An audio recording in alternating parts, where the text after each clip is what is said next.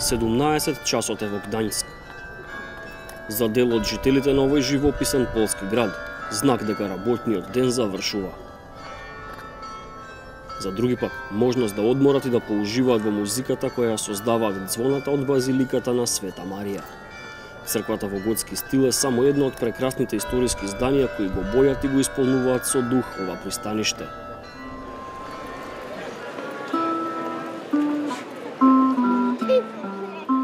Во Гдањск ретко се поврзуваат 2-3 сончеви денови, но тоа не е пречка за туристите од ширум планетата да дојдат и да вдишат од вековите распослани по градскиот плочник.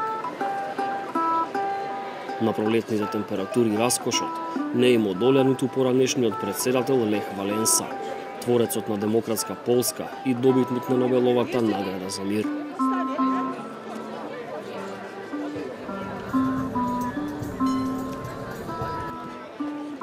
Како да го осмислил Ханс Кристиан Андерсен, а го осликал некој што слика детски сликовници. Тоа е Гдањск во една реченица. На овие калдрми низ текот на годините минале многу цареви, кралеви, војсководци, меѓутоа и обични патници и талкачи. До овие калдрми ќе забележите згради кои што датираат почнувајќи од средниот век, па се до оние градени во текот на наредните векови, а изгледаат на вистина живописно.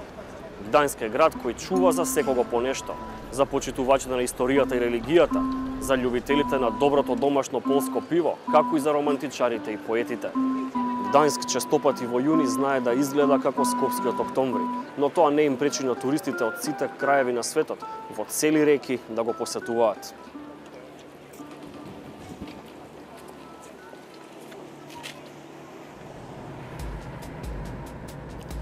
Линијата каде завршуваат историските, а почнуваат модерните градби, скоро е невидлива. Но следејќи ја патеката на зградите од поновото доба, по 20 на километри ќе стигнете во Гдиња.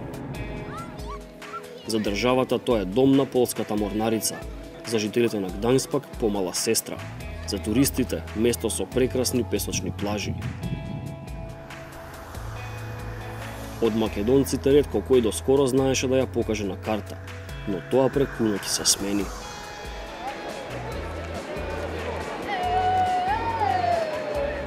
Гдиња е местото каде за прв пат македонски фудбалери го забодеа знамето во оазата каде се најпочитуваните знамиња во фудбалскиот свет. Без разлика уште колку пати македонските фудбалски репрезентации ќе се пласираат на светско или европско првенство, ќе остане запаметено дека портите на фудбалскиот свет, на фудбалската планета, за Македонија ја отклучија Благоја Милевски и неговите избраници. Освен репрезентативците, фудбалската историја на Македонија денеска ќе ја испишат и сите оние кои ќе бидат на стадионот во Гдиња.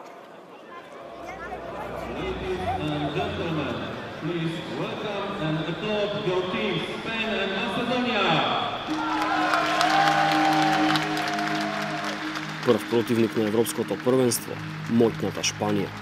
Наспроти Бабунски, Барди, Алексовски и другарите, имиња испишани врз дресовите на Реал Мадрид, Барселона, Атлетико.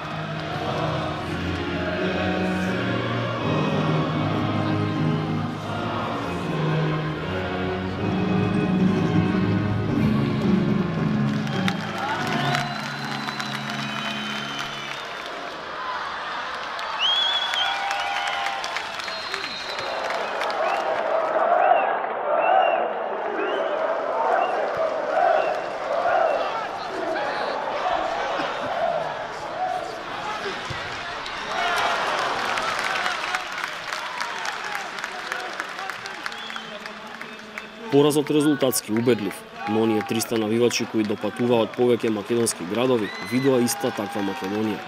Убедлива, екипа која шутира, дрибла, додава и не се плаши.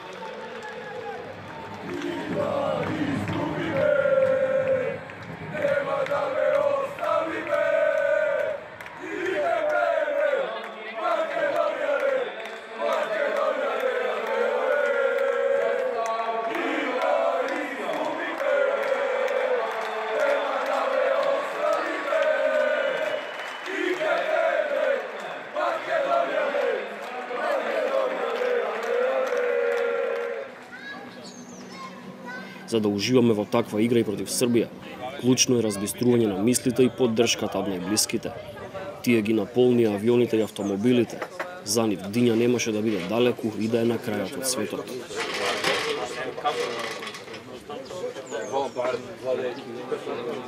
Ѓуко многу храбро и смирено ги игра надпреварите, тоа е она што можам да го кажам за него. Има доста самодовербен, нормално како и сите играчи знае никогаш да направи кикс, меѓутоа за престојните надпревари е пред се психички спремен на секоја утакмица. Значи таму сме постојано присутни, дури и кога игра за матичниот тим, меѓутоа и за репрезентација стандард сме присутни сегда. Често многу импулсивно реагирам, меѓутоа тоа доаѓа од внатре, нели, природно. Знам да станам, да викам, мислејќи дека ме слушаат, што треба да направат. Малце му е тешко го доживеа овој пораз. Сепак после долго време они, нели, нема никаков пораз до сега. Еден пораз им беше во квалификации. Мислам дека имат во нив сила да из овие два надпревари. Дека се психички спремни, дека ја ги познам долго време. Со нив сум многу години уназад. Шпанија е поука. Новие фудбалери не помислуваат тоа да влијае врз следните настапи. Не изговараат гласно, но чувствуваат дека во наредните два надпревари може да се случат големи работи. Како најсилно оружје и нас што не здвојува како екипа е братството, можам да кажам, помеѓу нас, другарството, атмосферата што имаме помеѓу нас, помеѓу стручниот штаб и ние тоа мислам дека ние на репрезентација го нема. После овој таков пораз пак се држиме јако и уште сме помотивирани да да не кажете дека изгубивме 5-0, па сега ние си го знаеме нашиот квалитет и таа наша колективот ни е најакото оружје. Во нив верува и човекот кој ги пречекува пред вратата на сениорската репрезентација. Тоа се момци кои во себе поседуваат победнички менталитет. Тоа е една генерација која долго ја чекавме во нашиот фудбал и овој успех не е случаен, значи затоа што случајно можеш да одиграш еден или два надпревари, а да бидеш доминантен во цела квалификацијска група, тоа е потврда на квалитет. Шпанија е веќе мината. Пред портите е младинскиот светски првак. Покрај победата, репрезентативците имаат само една желба. Да продолжат да не бодрат како што го прави до сега, а ние ветуваме дека ќе го поправиме, например, дека ќе дадеме све од себе да стигнеме до победа и со Србија и со Португалија.